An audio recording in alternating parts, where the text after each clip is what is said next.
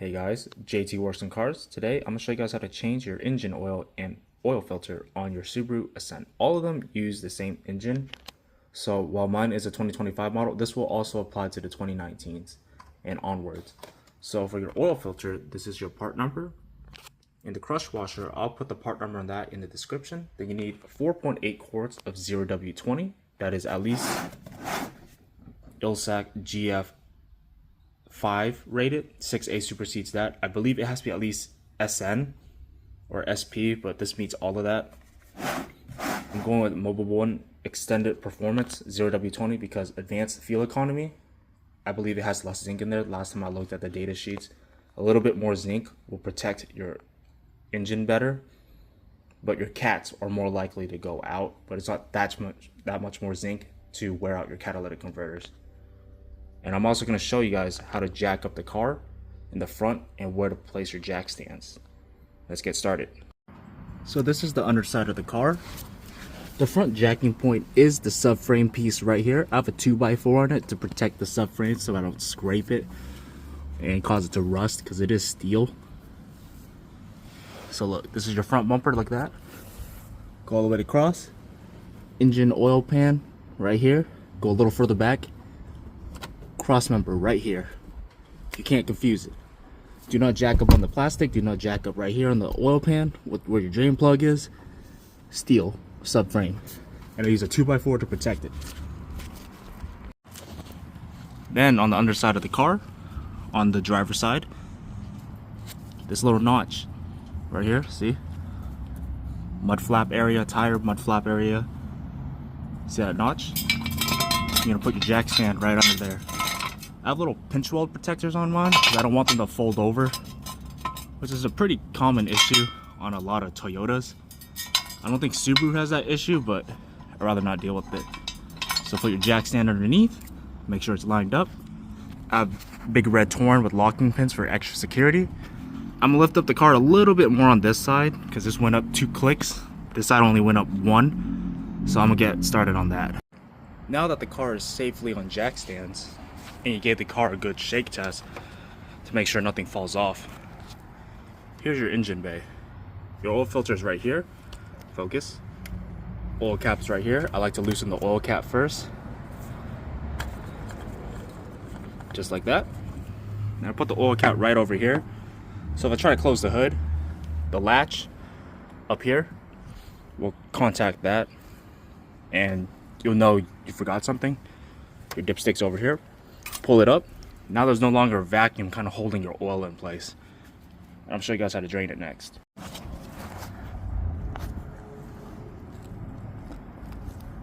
Alright guys, so that right there is your engine oil drain plug. See, that's your cross member right here where you jack it up from. The way I'm laying, my head is facing towards the rear. As you can see, that's the transmission and the front differential housing, subframe. This opening right here is for your 17mm drain plug. So let's loosen that. I'm gonna do that off camera because I need 2 hands and it's a bit tight under here. As you can see, the oil is draining out. I made a bit of a mess because this is OW20 and it's very hot, so it splashed a little bit over the place even though the pan is perfectly placed. And if you notice carefully on here, there is a crush washer on there. Make sure you remove it. And when you do remove the drain plug, it is going to be a little tight because the threads are painted. See that? So that paint interferes with loosening it a little bit. It's going to be tight. Don't be afraid. You're not going to break anything. But make sure to remove that crush washer. Alright, so this is the old crush washer. I can see it is crushed. Focus. It is crushed. And you get your new washer. The flat side right here, it's going to face towards the hex bit in the little, see how it's a little raised up? That goes towards the top. It's like that. So the flat side is going to go towards this. That little hump goes towards your oil pan. Now we're going to torque it down to 30 pound-feet of torque. It's either 29 to 31 for most cars. 30 is perfectly safe to do. Alright guys, since this is a new car and it just reached 1,000 miles, I am doing the post engine brake and oil change. I have some leftover OW20 from doing a different car. I'm just going to pour in about half a quart into the funnel. That way it can kind of flush out those metal particulates at the bottom, because new engines will produce break-in metals and wear. Your first oil change will look glittery. That's perfectly normal. Do not stress about it. But I'm just pouring in about half a quart to 1 quart to kind of just get out the residual. All right. Now we're gonna go underneath and torque the drain plug down to 30 pound-feet of torque. You only need to do this little flushing procedure if it's a new engine, you're doing your first oil change on it, or if you rebuilt the engine because you upgraded the internals for whatever reason, there's gonna be a break-in period. If you're doing a break-in period, I recommend doing this to kind of get the extra metals out. Alright guys, I'm not sure if the camera's gonna capture it, but you can kind of see the oil does have a bit of a golden shimmer to it. Like I said, for your first oil change, that's completely normal. The bigger chunks, that's dirt. This oil pan's been sitting outside, but anything that looks glittery, that is your break-in metal. Wow, that is very shiny. It's almost like a golden metallic paint. But this is why you do your engine break-in oil change. People say, oh, it's a waste of money, it's a myth of old, but your first oil change will have significantly more wear metals than other oil changes after that. I highly recommend you do this. You can see how glittery it looks. Alright, let's try to get this engine oil filter loose. It's a little hot. Oh, damn, that's hot.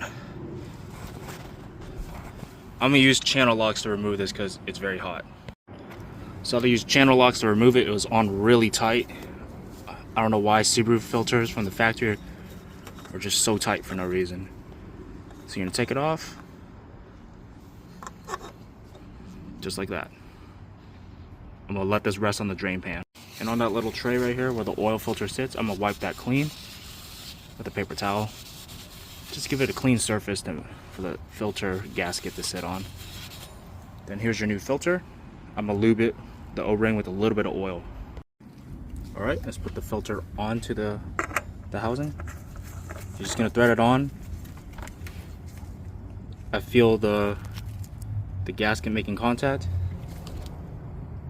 and you get about another half turn from there. It just has to be on hand tight, right? Let's see. Yep, that's good. Just hand tight. Another thing I started doing on a lot of my cars is I'll write the mileage I did it at 1K, and today's date 4/11/25, just like that. So I know I did my oil change at 1,000 miles on that date. There's just a nice little representation. If you don't track things in Excel or on paper, this just makes things easier. All right, here's my oil jug. I'm just gonna pour in 4.5 quarts to begin with, then top off the last 0.3 from there. So just pour in 4.5 quarts. All right, so I poured in about 4.8 quarts. The dipstick I pushed all the way back in. I put the filler cap back on. Now we're gonna do something called clear flood mode and start up the car. It's gonna crank the car but not start it. This will let you prime the oil system. Alright, to perform clear flood mode, we're gonna put your foot all the way down on the brake, all the way on the gas, and hit that start button. See, it's gonna crank and not start.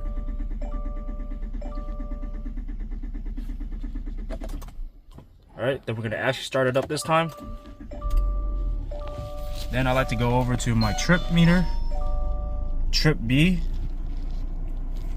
Trip B, I always use to track my oil. We're gonna reset it like that. Trip A, I track my gas tank.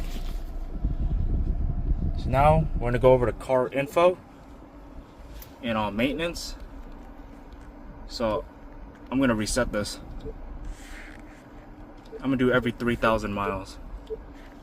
Right? Hold up. Let me do that again. See. Go car info, maintenance. Click on that gear right there. Notification date. I don't really care about that, but I'm gonna set it to 3,000 miles. Then for oil filter, same thing. 3,000. I'm doing every 3K in this car. Because I do a lot of city miles for tires. I'm not gonna rotate it this time. Fucking CarPlay. But tires this time I'm not gonna rotate, but I'll set it to 2,000. I rotated at the 3,000 mile mark myself. Then maintenance schedule, I'm gonna change that also to 3,000. Oops, not 30,000. Yep, set, just like that. Now your maintenance schedule is all reset to however you want. I'm doing every 3,000 miles. As I can see, no oil pressure lights are on, no leaks, no nothing. Just go underneath the car, make sure the oil drain plug isn't leaking, make sure the filter isn't leaking. Then let the car sit for about 5 minutes. Then check the oil level again. But make sure you're on a level surface. Right now we're jacked up in the air. You're gonna get an inaccurate reading. So take this as a chance to put your car back on the ground. Then afterwards you can check the dipstick. Alright, it's been 5 minutes. Pull out your dipstick. You always want to read on the lowest side. The lowest side for me is over here. As you can see, it's a little bit over, I think. No, this is the low side.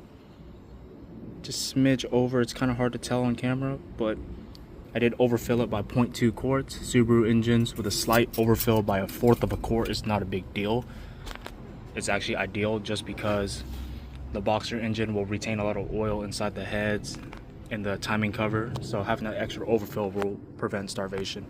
But that's how you do oil change on a Subaru Ascent.